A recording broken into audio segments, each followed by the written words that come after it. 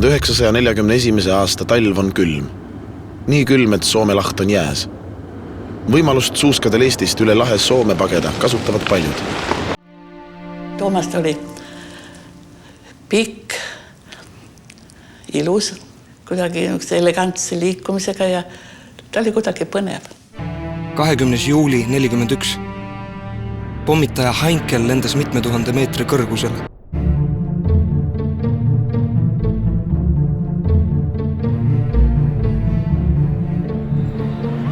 Sügiseks 41 on Saksa vägede käes kogu Eesti.